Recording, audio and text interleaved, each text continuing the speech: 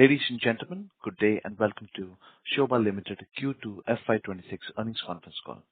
As a reminder, all participant lines will be in the listen-only mode, and there will be an opportunity for you to ask questions after the presentation concludes. Should you need assistance during the conference call, please signal an operator by pressing star then zero on your touch-tone phone. Please note that this conference is being recorded. I now hand the conference over to Mr. Saheshwar Ravikar. Thank you, and over to you, Mr. Ravikar. Good morning, everyone. On behalf of ICICI Securities, I would like to extend warm welcome to all the participants joining the Sobha Limited Q2 FY26 result conference call today. We are pleased to have with us Mr. Jagdish Nangeni, the Managing Director, Mr. Yogesh Bansal, the Chief Financial Officer, representing the management of Sobha Limited. Before we commence with the proceedings, I would like to take this opportunity to wish everyone a very happy Diwali. With that, I would now like to hand over the call to the management for their opening remarks, following which we will move on to the Q&A. Thank you, and over to you, sir. Good morning, everyone. This is Jagdish from Sobha Limited. Thank you, Saheshwar.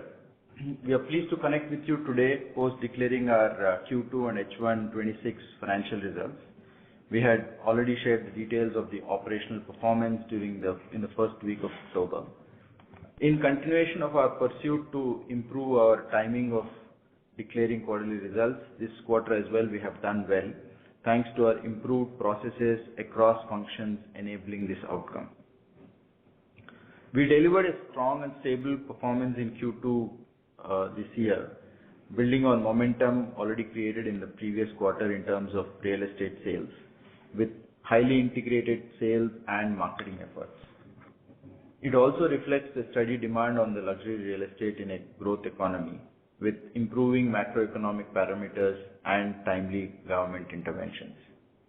During the first half of this year, we achieved a real estate sales value of 3,981 crores, which is higher by 30% compared to the last year in the same period.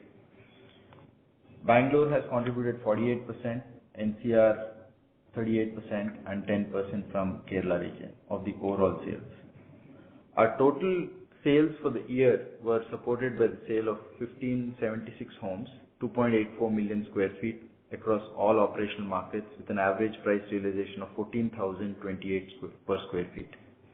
In Q2 alone, we have achieved sales of 1,902 crores, consisting of 770 homes, with Bangalore contributing 70% of the sales, despite any new significant project launch. Coming to new project launches, cumulatively in the past 6 quarters, we launched over 10 million square feet in 12 projects. However, the slower first half launches were impacted due to several external and internal issues, and we are making our best efforts to catch up in the second half and launch at least 8 to 9 million square feet for the entire financial year across 7 to 8 projects. We are happy to inform that during current week, we will be launching Sobha Magnus in South Bangalore. Overall, we have a strong residential pipeline of 15.96 million square feet across 13 projects in 9 cities, and commercial pipeline of about 0.74 million square feet across all our operation cities. We envisage to launch these forthcoming projects in the next 4 to 6 quarters. Also, we are working on our subsequent project plans rapidly for about 24 million square feet. And in addition to these launches, our existing inventory at the end of the quarter was about 10 million square feet with a potential sales value of 13,000 crores. Our project delivery teams have also increased the pace of project completions with completions of 2.25 million square feet in the first half of the year. During the quarter, we completed 1.18 million, which is 591 homes. We aim to complete overall at least 5.5 million square feet in this financial year. Improved profitability would reflect as we increase the volume of project completions. In addition to this, our contractual and manufacturing operations are steady, with contributing to about 700 crores in terms of revenue in this financial year. With this, I hand over the call to Yogesh, our Chief Financial Officer, to provide details on the financials. Good morning, everyone, and thank you for joining us today. Wishing everyone warm greetings of the Diwali. I am pleased to share our financial performance for quarter 2 and H1 for the year 25-26. I will begin with cash flow, covering the quarterly and half-year performance and future visibility, and then briefly touch upon the P&L before opening the floor for the questions. During the quarter, from all businesses, we collected total of 2,046 crores. We crossed the 2,000 crore quarterly collection milestone for the first time, thereby recording a historic high. For H1, we collected rupees 3,824 crores, recording a healthy 30.9% growth over H1 25. Real estate business contributed 90.2% to overall collection, that is 1,846 crore in Q2 and 3,445 crore during H1 period. Contracts and manufacturing businesses contributed 200 crore in Q2 and 380 crore in H1. We generated 513 crore of net operational cash flow in the quarter for the half year, and it was 909 crore, registering a significant growth of 79.1%, allowing us more room for investing in future growth. We spent 632 crore on land-related activity, almost 2x the amount we allocated in H1 25, in line with our commitment to further strengthen future pipeline for growth. Post financial outflow, capex and dividend payout, we generated net cash flow of 63.5 crore during Q2 and 120 crore in H1 26. Company closed the quarter with net cash position of 751 crore, underscoring a very healthy and strong financial footing. Weighted average interest rate has come down during the quarter by 60 basis points. Looking ahead, we have clear visibility of future cash flow expected from our ongoing and forthcoming inventory. From all completed and ongoing projects, we expect total 22,867 crore of future inflow. The cost to complete this project is estimated 13,000 crore, thereby generating marginal cash flow potential of close to 9,800 crore at project level post sales and marketing spend. We should able to realize this over next 4 to 5 years. Additionally, we expect to generate 7,100 crore of marginal cash flow from forthcoming projects of 16.69 million square feet, which shall be launched over next 6 quarters, and the cash flow realized over 5 to 6 year time frame. Overall, we have strong financial footing with robust future cash flow visibility. We are achieving better operational efficiency every quarter, giving us the confidence to pursue further growth opportunity. Now coming to P&L, for the quarter we recorded total income of 1,469 crore and 2,371 crore for H1 FY26. Real estate income contributed 1,200 crore during Q2 and 1,889 crore for H1 FY26. Contract manufacturing and retail business contributed 209 crore in Q2 and 371 crore in H1. We generated a EBITDA of 157 crore in Q2 with margin of 10.7%. For H1, EBITDA was 231 crore with margin of 9.7%. PAT recorded for Q2 72.5 crore with margin of 4.9%. In H1, we recorded 86 crore with a margin of 3.6%. Our total balance revenue to be recognized from already sold unit as on 30th September was close to 18,000 crore. This is Sobha share only. During the quarter, we have received demand for ground rent from Bangalore Authority for OC granted in earlier year. So as a accounting principle, we have made provision of 27 crore in the quarter itself. So once again, thank you for you all for your participation. With this, we can now open the call for questions. Thank you. We will now begin the question and answer session. Anyone who wishes to ask a question may press star and one on your touchtone telephone. If you wish to remove yourself from the question queue, you may press star and two. Participants are requested to use handsets while asking a question.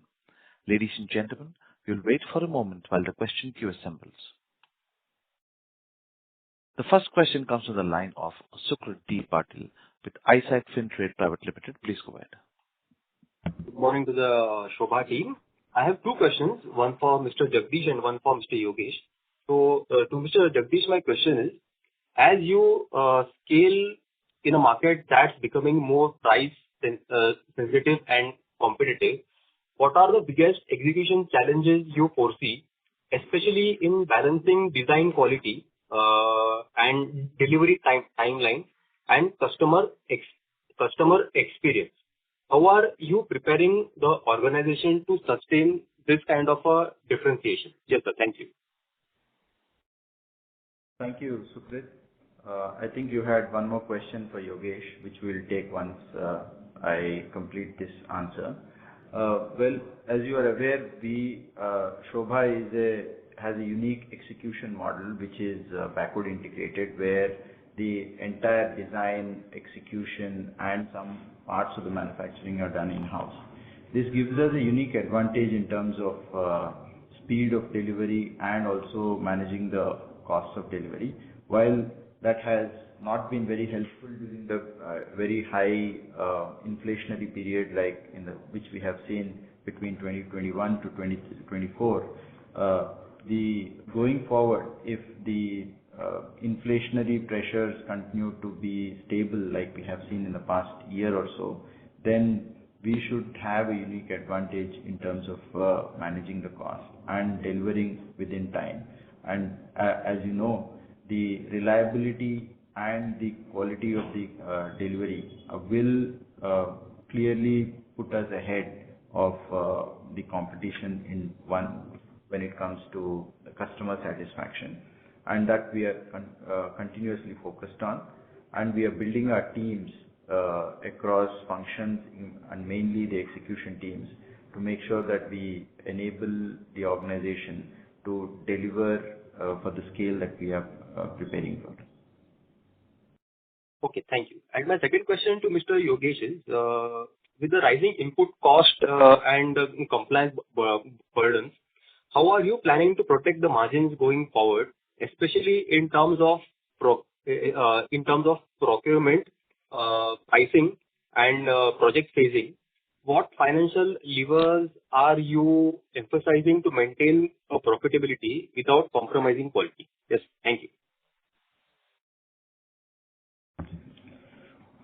Thank you, Sukrit. So as you are aware, we are backward integrated company, wherein most of the things we are doing in-house. With this, we have hand on all the cost and procurement. We real time monitor all the costs. That's if we have to take price escalation because of increase in raw material, we take immediately so that we can protect our margins. That's why we keep track estimation our cost regular basis so that financially we should able to keep our margin intact. Thank you. Mr. Patil, please rejoin the queue for more questions. A reminder to all the participants, please restrict yourself to 2 questions. Next question comes from the line of Pritesh Seth with Axis Capital. Please go ahead. Yeah, good morning and thanks for the opportunity. First on the sales performance of this quarter, we saw a good surge in sustenance demand. Just wanted to know what actually worked, especially I guess in the projects like Town Park. What went right for us this quarter to have a healthy contribution, and then how do you see the Gurgaon projects which were launched last year, any sort of action you think you need to take there to have a good velocity on those projects? Yeah, that's my first question. Thank you, Pritesh. The Q2 sales, like you have observed, the majority of the contribution has come from that for 70%, right? And all of them are sustained sales. This shows good on-ground demand for the end-user-based products, and particularly within the ticket sizes of 2 to 3 crores. And Town Park, one of the projects which has that kind of inventory, has done really well. So ticket size definitely helps in terms of the sales, and of course our sustained sales and marketing efforts also has helped. And specifically when it comes to projects like Town Park, where the scale of the project is large, the customers are far more gravitating towards larger projects where the communities are larger, and hence this is a distinct advantage in certain projects like Town Park, and that has created that positive or virtuous cycle of good sales. That's on Bangalore sustained sales. And when coming to your question related to Gurgaon sales, the Gurgaon sales we have like I mentioned earlier, we have made certain changes, and we are seeing reasonable end user demand for our products now. We have made changes in our organization as well, in terms of how we, in terms of people, and in terms of how we approach the channels that do provide impetus to the sales. And both these seem to be working positively, and we hope to see good results in the second half. Sure, got it. Just on Town Park, we launched this project I think in March or February this year, and after 6 months we are seeing this good set of demand. That's usually kind of timelines that people are taking now to decide on purchasing a home. Just trying to understand, because at launch we didn't see such good response that we are seeing now. So just trying to understand that this is more of a decision-making time that these the customers are taking right now, or something else which has worked. Yeah. Well, I would not say that at the launch the response was lower. We did really well even in March when we launched the project. In the first quarter of this financial year, that's where we saw a little bit of hesitation in terms of customer purchase decision making. But since we have multiple ticket size products, and there is timing of ability to time their cash flows in terms of purchase in these large projects, those have really help us push and accelerate the sales in this specific project. But otherwise, the project did start out really well, and it's a very large project. And as we continue to progress during the last 6 months, we continue to release new towers, which has been very, very helpful in customers taking choices from multiple products that are available. Thank you. And one other aspect which we have seen is also in Town Park itself. We had earlier, a few years ago, we had launched Manhattan and Brooklyn, which are part in the same location, and we have started delivery of our first tower in Manhattan. So delivery confidence also is seen by the customers, and the kind of infrastructure that's getting developed around the whole location also gives a lot of confidence to customers. Thank you. Mr. Seth, please rejoin the queue for more questions. Next question comes from the line of Biplab Debbarma with Antique Stock Broking. Please go ahead. Good morning, and wish you all a very happy Diwali. So my first question is, you had a very good, strong quarter. Congratulations on that. Although you didn't have any major launches. And in the second half, I understand that you have a significant number of large launches lined up.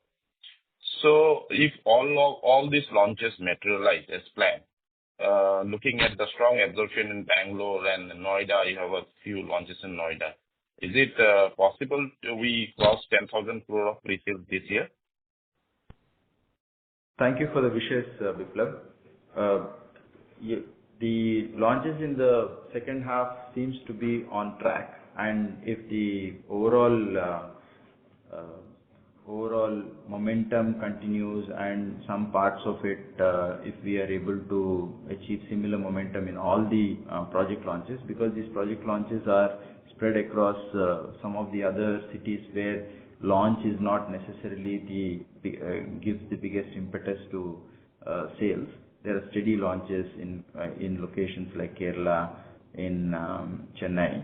So given that, we would stick to still our earlier guidance of about 8,500 crores of what we are doing. If we can do, we aim to do much better than that. If we are able to do it, definitely it will be a positive surprise for all of us.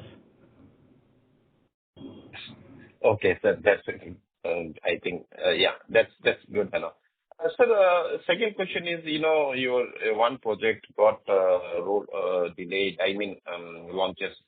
Good to hear that your project Magnus is getting launched in third quarter, but it was supposed to get launched in second quarter, but delayed due to approval-related issue. So, sir, how these approvals things are progressing? Do you see any risk of delays that could push some of these launches in this current financial to the next financial year? How is this? How do you see this approval thing? Is there any risk uncertainty regarding that? Thank you, sir. Good question, Biplab. Related to specifically the Magnus launch and around some of the aspects of OC that we have faced in the past quarter, the main reason for this was the restructuring of the BBMP, which is now Greater Bangalore Authority, and that restructuring had taken a little bit of time for the actual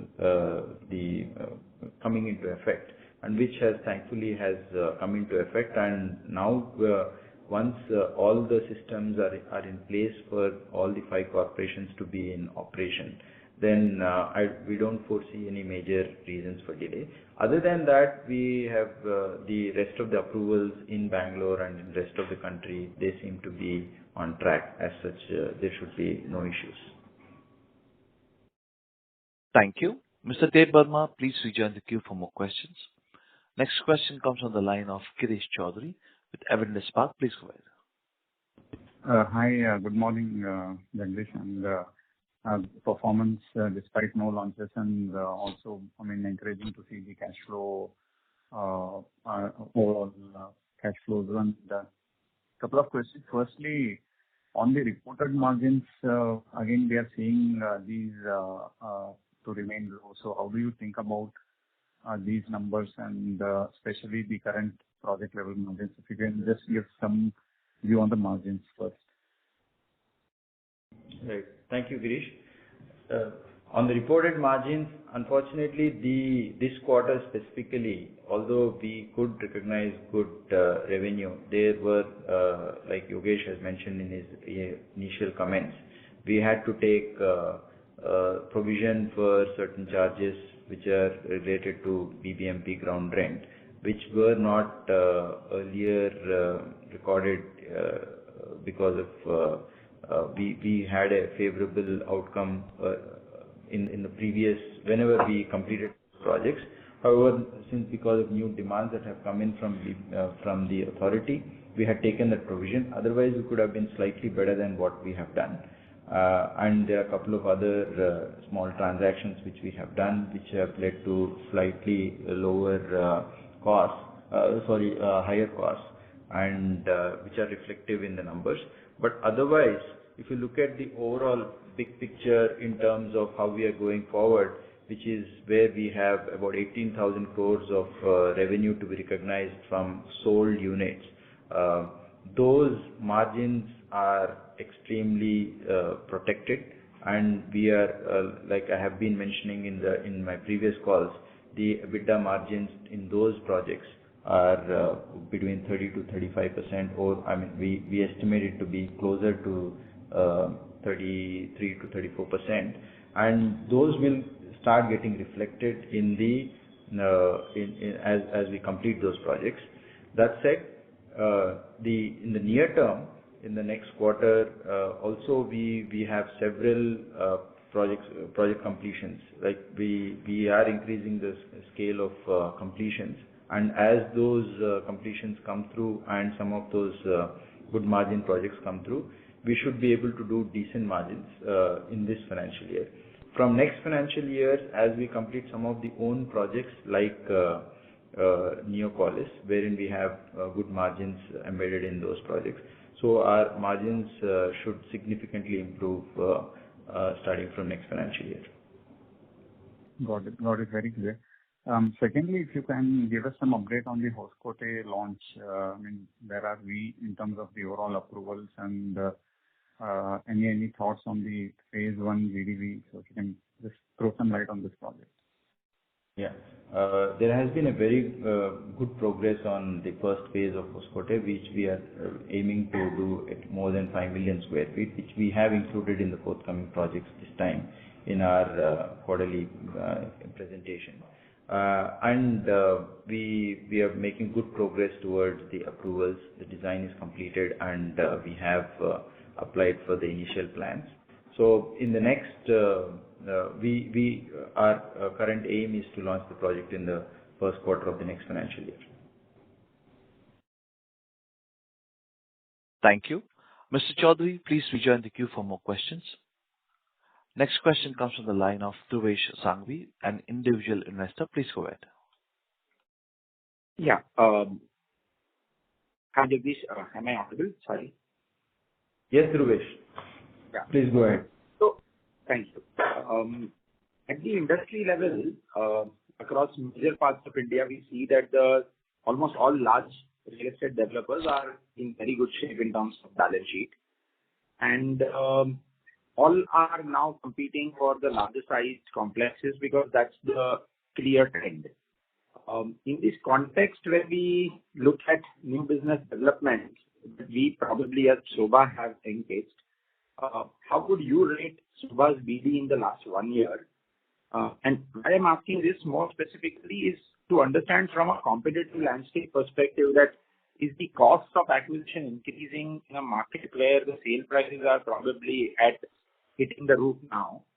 And if you can give some sort of an understanding so that today land acquisitions will lead to margins 3 or 4 years later, how profitable and how profitable will the growth be in the future? Because growth is coming, but I'm just worried about the 3 years hence profits, because that will be coming from today's decision making. Right, Dhruvesh.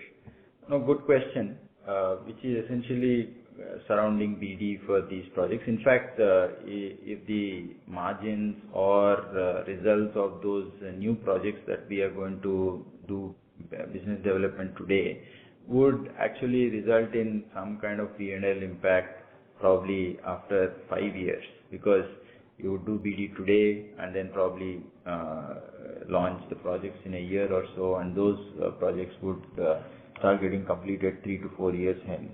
So the impact for that from a P&L point of view would come much later.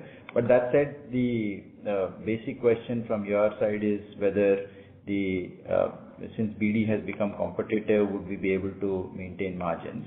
If that's one of the questions, then it's no doubt that the competition has increased for land, and it has significantly made both challenges and also in terms of cost for new land acquisition, in which we think that we are uniquely positioned. because one, we have a clear pipeline of already done BD in the last few years, and hence you can see in our pipeline itself, it's close to about 25 plus 15, close to 40 million square feet, which is clearly out there. And hence the ability to do BD now is more of actually 2 to 3 things. First is on our ability to be patient and actually do deals which fall in alignment with what we set out to in terms of financial objectives. That's number one. Number two is our own capital structure has become better, and hence some of the land parcels that we can really pursue have would reduce the. I mean, if we would do it in a reduced competitive environment. Second, third is we are being a little bit strategic in terms of the locations as well, as you have seen in the last one and a half years. When you are asking if how do we reflect on the on our BD. So certain locations we have chosen where there has been a demand supply gap, and those like Greater Noida, what we have seen, where we could quickly turn around, although invested, there is a outright and direct investment, we could convert it into a project and launch it and actually enable the monetization of the asset in the quickest possible manner. So similarly, we are doing some of the other transactions wherein speed is very helpful. If not, we are getting much higher margins. So it's a combination of many. And second, in addition to what we are doing, pursuing in new geographies, in existing geographies like Bangalore, what we have been doing is, again, we are pursuing opportunities of much more in consolidation and in locations where we are already comfortable with, and where we get opportunities based on our track record, our presence and our relationships. And that has really helped us in procuring new opportunities in existing geographies. Thank you. And just one more part on pricing. How do you see pricing overall in Bangalore particularly? And second, what about the entry in Mumbai? I mean, is the Mumbai launch a part of the second half that you were talking? Yes, absolutely. The Mumbai launch is indeed in the plans for second half. We have there also we have made significant progress in terms of approvals. So we are hoping to do the first phase of the launch very soon. And secondly, when it comes to the pricing specifically in Bangalore, I think we have seen good price increases in Bangalore for the last couple of years, 3 years. There has been a continuous rise, mainly due to the demand supply again, and end user demand has pushed up the prices, whereas the supply has been reasonably stable. So we are entering into a phase of a steady demand and supply in Bangalore, and probably in some aspects the supply might increase, and if that does, then from a pricing point of view, we should see a stable or inflationary increase in the pricing than the kind of price rises we have seen in the last 4 years. Thank you. Mr. Sanghvi, please rejoin the queue for more questions. Next question comes from the line of Abhinav Sinha with Jefferies. Please go ahead. Hello. Good morning, Abhinav. Hey, hi. Sir, can you hear me? Yes, absolutely. Please go ahead. Yeah. Okay. Yes, Jagdish, good to see the uptake in numbers. Just 2 questions. So firstly, on the pipeline for the next 6 months, is there any NCR project that you are launching, or this is skewed in favor of Bangalore? Yeah. There are the 3 projects that we envisage to launch in NCR. One small service department kind of project in Gurgaon, and one phase of of a residential project in Gurgaon. And third is there is a project that we plan to launch in Greater Noida. These three projects are also part of this. All these three put together, it would be about roughly about 3.5 million square feet. Okay, and this is all coming in the second half of the year, right? Yes. Okay, great. Then the second question is little more on the industry and what I see in the last 4 years in your own numbers as well. So basically, we hear a lot of data from the industry that volumes are now flat for a couple of years. And I think in Sobha also, we have been selling the same 5.5, 6 million square feet range, and this should be the fourth year of that. So do you think, again, both the industry and your own volumes have picked out? So it might be that value sales are higher, but volumes is as good as it gets.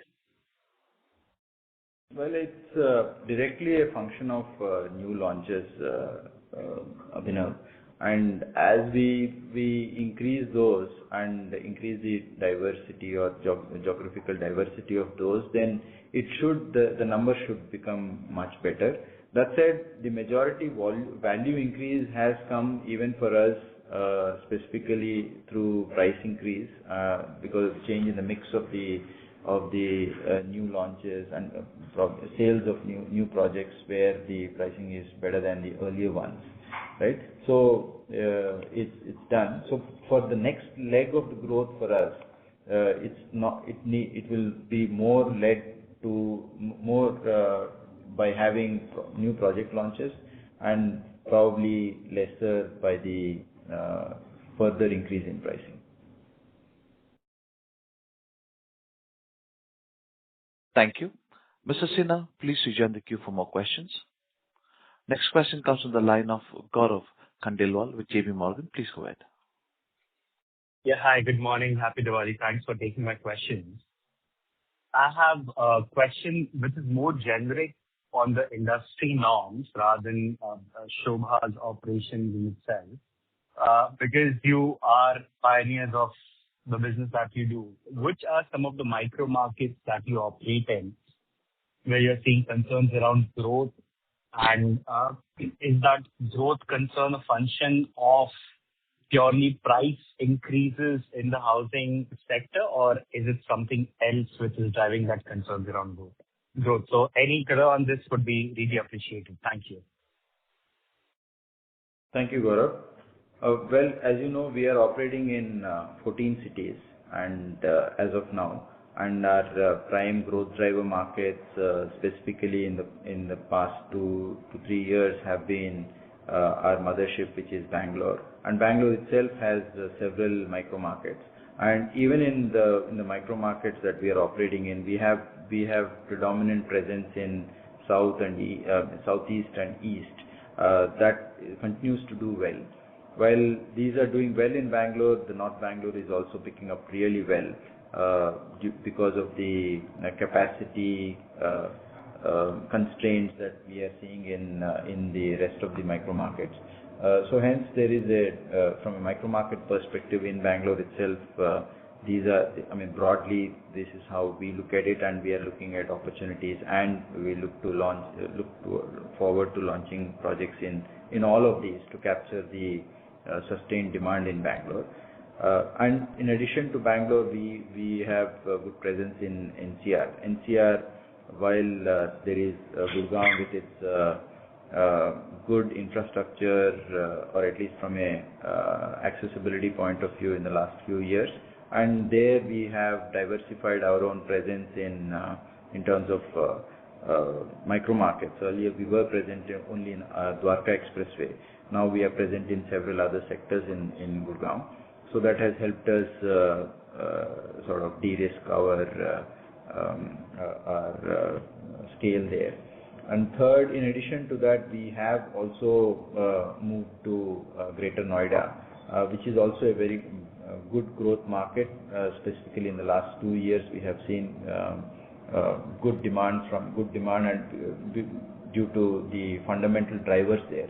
And hence, that is also a geography that we would like to continue to focus upon.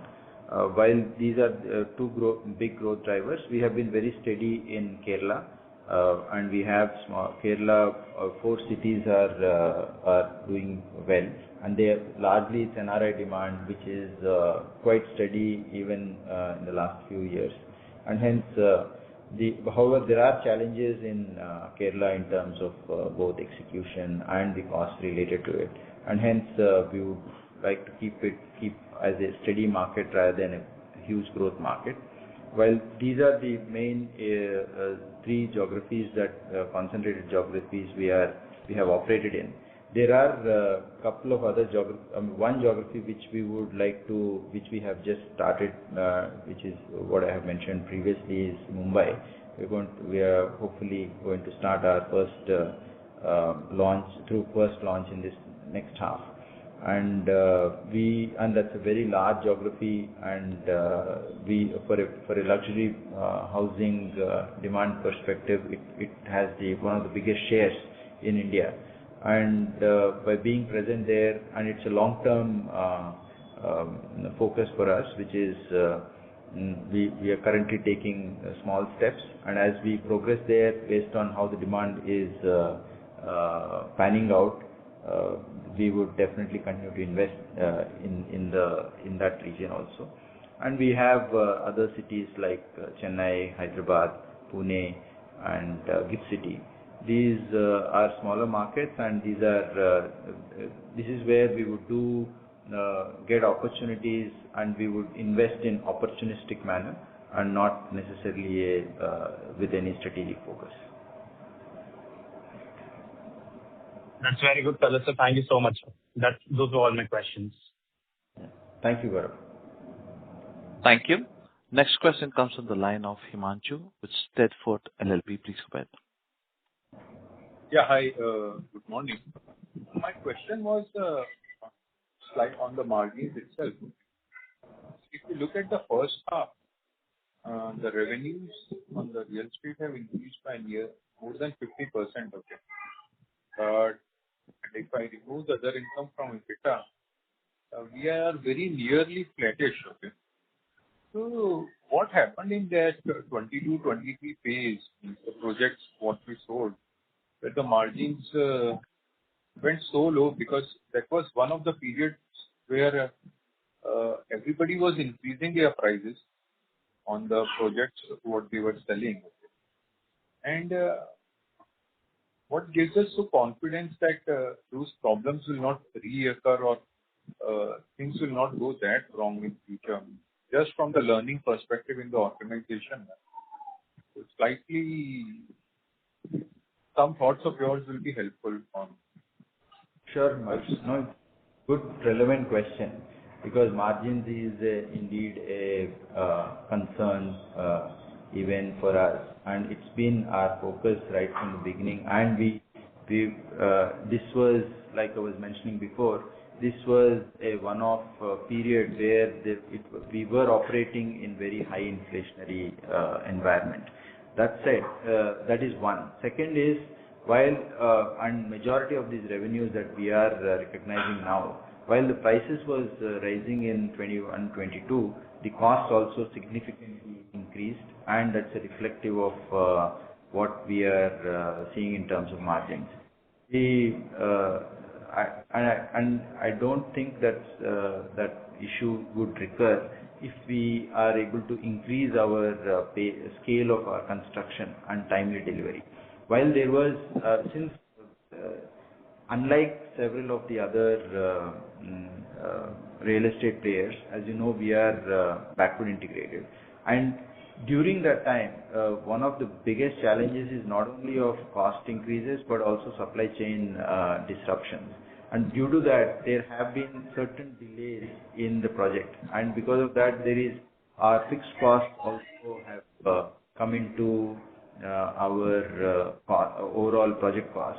And hence, that's really dampened our margins. And going forward, if we do not encounter any such black swan kind of events, then there should be no reason for us to continue to deliver the kind of margins that we have envisaged. Because timely delivery and ability to manage the cost in terms of chain. If these two are done well, then we are fairly confident of delivering the projects. So most important for us is to focus on the timely completions of the projects, and that's where our current extreme focus is. Okay, and one small thing. On the commercial side, we have 3-4 projects. One is ongoing and rest are forthcoming, but the forthcoming has been there for quite some time, okay? And for nearly 2 years, they have been on the forthcoming list. So what is the thought process? Means, are we back to the drawing board, rethinking of those projects we want to do or not? Or there is some, let's say, approvals which are pending, or what is the, because now we have cash, if we are really interested, we can go with those projects. But, the forthcoming on the commercial side remains forthcoming for quite some time now. Right. One of the biggest forthcoming project is a commercial in Gurgaon. The reason for us to sort of take time for us to launch the project has been change in, our approach, because earlier, this is a land which we own entirely, and we wanted to take advantage. Although initially we planned to launch it with the current FAR that's available, then considering the cost of the land price increases in Gurgaon, we have changed our approach and tried. We have loaded TDR onto the same land, and hence we had to do both purchase of TDR, redesign, and hence now we are nearly complete in terms of both those activities, and hence we can launch. But otherwise, apart from this, I have not seen any major delay in the commercial projects. Thank you. Mr. Himanshu, please rejoin the queue for more questions. Next question comes from the line of Parvez Qazi with Nuvama Group. Please go ahead. Hi, good morning and happy Diwali to the entire team. Two questions from my side. First, over the last 4 or 5 years, the industry clearly has seen the benefits of premiumization. Our own, sales in terms of ticket size, the data that we see, has clearly seen a move towards higher ticket items till FY25. Now, in the first half of FY26 and especially in Q2, we again saw very good contribution from the up to 2 crore or 2 to 3 crore ticket sizes. Now, I know one should not really focus too much on 1 quarter or half, but do you think now probably we have reached a point where the mid-income segment will probably claw back some of the share that it has lost, or do you think the premiumization trend is inevitable largely because the prices have increased so much over the last couple of years? That's the first question. And second, would be great to hear your thoughts on demand in some of the major markets that we operate, especially with regards to the upcoming festive season. Thank you. Thank you for the wishes, Parvez. Coming to premiumization and the impact, actually, we have to look at probably two different aspects. One is the pricing premiumization, and second is the actual ticket size, right? Indeed, there was a big demand for larger homes as we saw it in COVID and immediately after COVID. And the affordability at that particular time, for the pricing and for that ticket size was very good. So it's not only that there was a requirement for a larger home, but the ability to afford that larger home, given that at that point of time pricing was both were in line, and hence we could see a good surge in the demand towards that. But as the pricing has continued to increase, then certainly the budget and the ticket size the aspect of these two will start kicking in, and that's very clear that now again the ticket size constraint is a big factor in how we mix our projects, and also that's one in terms of when it comes to certain geographies or certain micro markets. And it is entirely dependent also on the micro markets where we launch the projects, right? So, but from a large volume point of view, you are right that it is largely, again, we are going back to drawing board and rethinking about some of the aspects which is with focus on ticket sizes. And affordability clearly matters, but that doesn't mean that premiumization is going to vanish, because customers are preferring higher quality products and not necessarily going for I would not term it as affordable housing yet. And our own ability and the cost, irrespective whether it is a luxury project or a affordable project, largely remain the same, because the cost of land is roughly similar, and our cost of delivery is there is very little difference between a high-end luxury project versus an affordable housing, given our quality emphasis on every product that we deliver.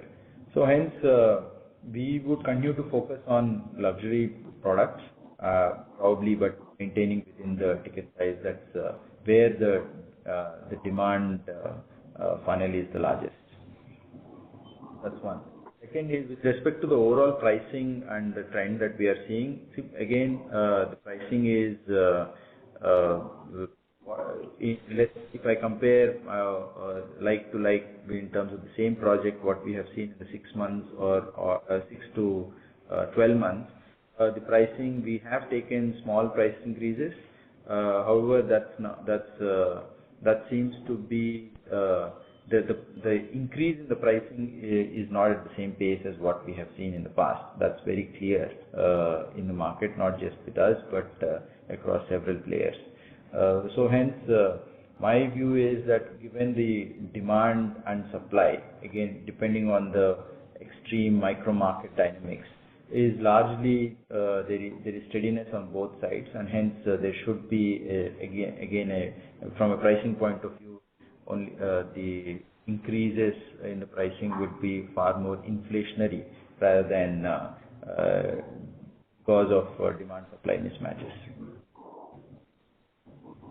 Sure, sir. Thank you. Thank you, Parvez.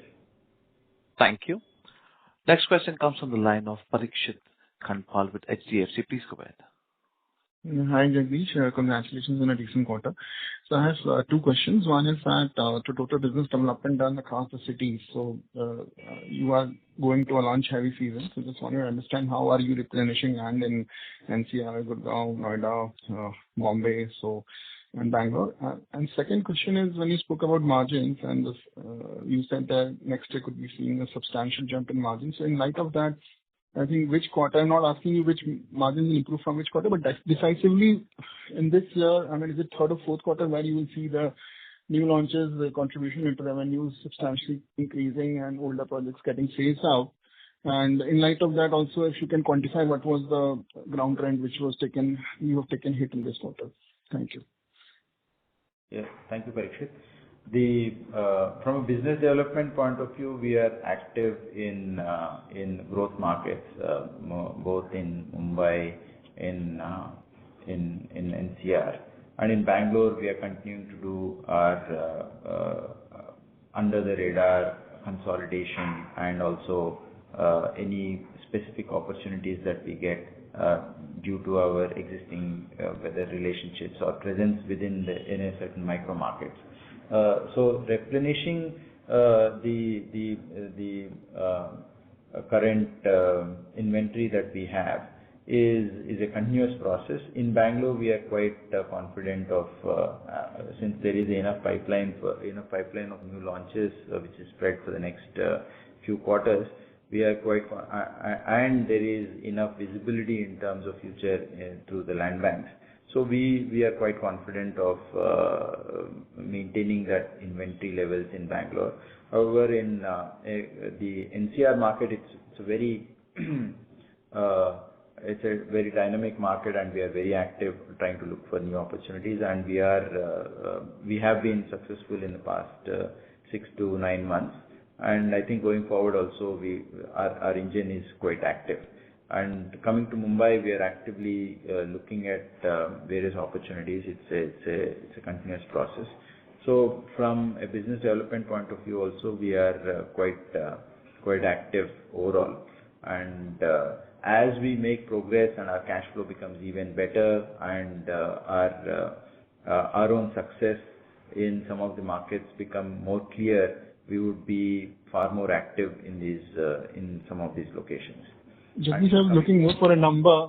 So more for a number like in this financial year to date, how much business development you would have done, because you don't disclose those numbers separately like other companies. So just wanted to get a sense on those numbers, how much GDP addition has happened, and across the markets, if you can give a split. Yes, we do not, as you know, as a choice, we have not been disclosing the new business development numbers. Once we get comfortable to disclose those, we would do that subsequently, Parikshit. And coming to the ground rent matter, which we have taken a provision of 27 crores in this quarter. Thank you. Mr. Concall, please rejoin the queue for more questions. Next question comes from the line of Vipul Kumar Anupchand Shah with Sumangal Investments. Please go ahead. Hi, thanks for the opportunity. My question relates to margin. So one of your Bombay-based peers just released their numbers and their operating margin is 60%. And so when I compare your margin, so your margins are very low. And since we are backward integrated, I fail to understand why our margins are so low. Thank you, Mr. Vipul. Like we have been mentioning in our earlier calls and even this call, the majority of the revenue that we are recognizing in this quarter and probably past quarters have been largely joint development projects where the cost increases have impacted in both ways, both for our construction costs and also land cost, because land cost is part of the joint development cost. And that's one. Second is also our method of accounting is a little different from some of the Bombay-based developers' accounting. Ours is on completion, whereas some of the other peers that we see in geographies like Bombay, it is more to do with percentage completion. So there is an accounting difference also. Both these would reflect the difference in the numbers. So, sir, you mean to say you recognize when the project is fully completed? Absolutely. We recognize revenue once the project is completed and once we hand over the units to the customers. Okay. So hence, this is reflective of the sales and embedded margins that we have done in probably in 2020, 2021, and 2022, and not of the sales that we have done and the embedded margins that we are reflecting today. Thank you. Mr. Shah, please rejoin the queue for more questions. Next question comes from the line of Pritesh Seth with Axis Capital. Please go ahead. Yeah, thanks for the question. Thanks for the opportunity again. Again, a continuation on business development. So I think we have already spent 1,700 crores worth of capital raised through rights issue. Yet we have a positive cash balance sheet, net cash balance sheet, I would say. Does it make sense for us to be a little more aggressive on business development versus what we have been doing since last 3-4 quarters? And what would be our target markets specifically? Bangalore, we do have pipeline. Does it make more sense to then focus on NCR, Mumbai, which is our new markets where we are looking to strategically scale up our business? Yeah, that's my question. Absolutely, Pritesh. That's one of the reasons for us to raise capital, and that gives us enough leverage for us to do increased business development in future. But that said, as you already also know, that the new business development is coming at a much higher cost, and we would like to look at margin of safety as well. And given that we need to balance both, we are building a healthy pipeline of new BD. And from a geographic standpoint, it is both in NCR, Mumbai, Bangalore, all these three, and a little bit of Hyderabad. All these 4 geographic markets are we are continuing to build up a pipeline, and we are making significant progress in all these. So which one would start seeing it in the coming future. Sure. And just a second, and the last one, on the forthcoming pipeline, I see some changes in Gurgaon pipeline. We had earlier 3 projects, now it shows only 1. I think some of them are slipped over to subsequent launches. Is it just a rethinking of the product, and we'll probably launch in 2 years from now, or how, like, why these changes have come? The main reason is we have looked at the product mix, and we wanted to make some changes in the product mix, and that's why some of them we have moved to subsequent projects. And as we again put back with the complete design and we start the approval process, we will put them back in the forthcoming. Thank you. Mr. Seth, please rejoin the queue for more questions. Next question comes from the line of Pankaj Bobade with Affluent Assets. Please go ahead. Thanks for taking my question, and happy Diwali to all. So, I would like to ask, I have a couple of questions.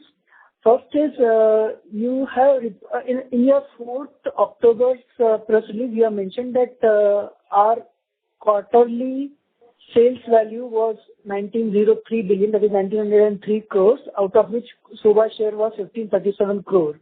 Whereas in this quarter, when we reported, the number is 1407. So just wanted to understand what is the discrepancy, what is the reason for this difference. Secondly, yeah, in your quarter 1 Concall, you had mentioned that you would be growing at around 30% this year, that is in FY26, and over FY25, that is around 4,000 odd crores of top line. And in FY27, you will be reaching around sales in the region of 10,000 odd crores. But in answer to your previous participant, you mentioned that you will be reaching around 8,000 plus crores in this year itself. So wanted to understand what is the which of this is should we consider? And it would be better if you answer these questions first. Thank you, Pankaj. First, I'll take the second question first, which is last year we did about little over 6,000 crores, and 8,000 is roughly about 33% over that, and that's what we are aiming at. So largely it's consistent with what we have been seeing earlier, which is essentially growth over the last year and the previous year, which is roughly about 6,400 crores. So hence, largely the numbers that we are talking about is in terms of percentage growth are similar. And second, coming to your specific question related to the Sobha share, not very clear on your question related to the Sobha share, but if our investor relations can reach out to you and clear that number, that would be better. Sure. And sir, my final question is the worst behind us as far as legacy project is concerned, given the margins which have been tapering, which have dropped out now? And do we see going forward our margins reaching our previous highs? Yeah, absolutely. We are very confident of that, and as you know, it's a reflection of, because in real estate we already know what's the revenue that's going to be recognized, and we do have 18,000 crores of unrecognized revenue from the sales that we have already done, and we know what the costs associated with those are. And we are reasonably confident of delivering within those costs. And once those cost parameters are met, and once we start delivering these projects, we should start hitting much higher margins in subsequently. See, the timing of that project level margins are dependent on the project completions. And as we gather pace in terms of project completions this year, and specifically from next year, some of the higher margin projects completions come in, the mix would definitely move towards the higher project margins, and hence that will be reflected in the overall P&L. So what can be the tentative margins for FY26 and 27 on operating level, EBITDA margins? I mean, I would not like to get into exact number at this stage. Probably it would be fine if you give a range, 20s, 30s. I mean, our project level currently we are at about over 20% on the gross margins, and that we should be able to increase it or move towards 30%. Subsequently, which is probably next year we should move towards that. We have not yet estimated what exactly would be that. We can do that, and we'll be able to clearly state it out or have a view of that towards the end of this year. Thank you. On behalf of Sobha Limited, that concludes this conference. Thank you for joining us. You may now disconnect your line.